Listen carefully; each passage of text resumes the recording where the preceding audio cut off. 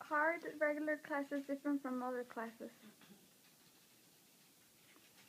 Well, as I said, the rubrics, that's probably the toughest part about IB. And also the classes, the way the teachers, the curriculum, the way it's set up is just different from regular classes. And I think that the teachers are more involved with helping you succeed. And it's constantly, I mean, we're constantly bombarded with essays that we have to do. So it's not that you finish a project and then you're done for the semester. It's that it's constant, and you have to keep up with it. And I think that's the biggest difference. I think the biggest difference is the relationships in between the classes, because like we've mentioned before, IB is known for being like a small little tiny community or a little family, and I feel like like other classes like AP or regulars, like the students, they get to know each other, but they don't go through the classes together. They don't go, like, they're not in the same classes for 2 years together, and I feel like that's the difference between like IB and the classes. That I feel like we're challenged a lot more, but at the same time, it's okay because you know you're not the only one going through that, and you know that your peers are there to help you, and so are your teachers. So I feel like there's more of a community, more of a family relationship going on in those classes that might not be found in other classes such as AP or regulars. Tell us more about the final exams. I was really worried about the final exams. But really, the final exams shouldn't. You should review, obviously, probably a month before, like really to recognize and like refresh your memory about the things that you learned last year. But it really should be something that you know for the past 2 years, because that's what they've been training you, and like that's the race. The final exams is basically like the last point, I guess, in your IB career or your IB education, because it's the moment where it's like, okay, this is what we taught you for the past 2 years.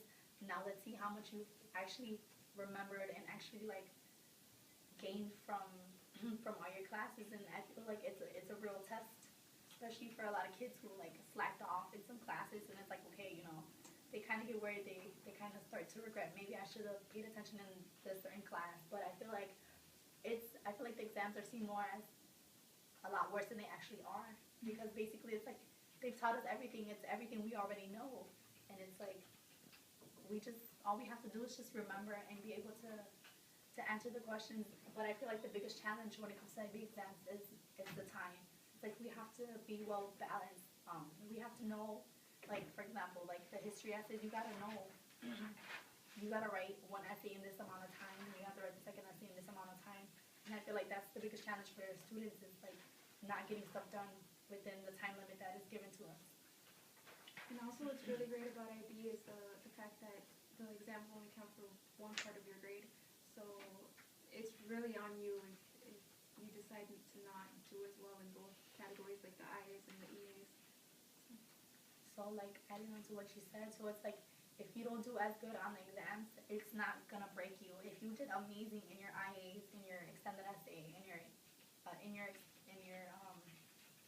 in your other classrooms, like if you got good grades in your classrooms and the stuff that's actually important as well, like you're still able to get the IB diploma. So it's not something that people should worry about, but it's definitely something that you should try and achieve a good grade in the exams.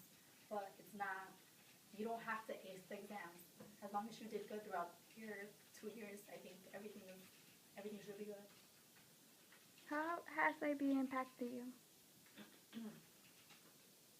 For me, it's changed. It's honestly changed me as a person. Um, like beyond being an IB student, I feel like I've become more aware of my abilities, of what I can do, and like set my goals realistically. And I think it's helped. It's motivated me. Sometimes you feel so frustrated, you want to give up, but I think that it's really important for you to just keep going, because it's a lot of perseverance. The IB program teaches you a lot of it really tests your stamina, and I think that when you reach a goal, you just feel so happy with yourself and you feel so proud. So IB has it transforms you into an adult. Basically what I've learned is my time management, because I feel like that's key when it comes to NIB because you gotta, like I said, you gotta know when to balance.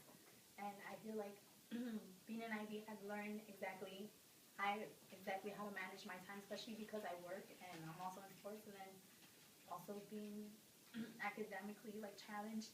I feel like that's really helped me become a better person, and I feel like IB at the end of the year, I feel like IB gives you the opportunity to actually be like, wow, this actually helped me. Because when you're in the beginning of the year, so you're just like, man, why am I doing this? Like, this is too hard. Like, I don't think it's gonna even benefit me.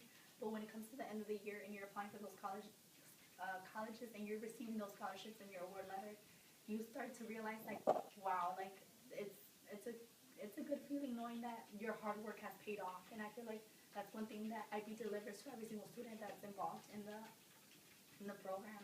So I feel like it's a big benefit. Yeah, and beyond being rewarded with scholarships and everything, like I said, it really teaches you how to be a better person.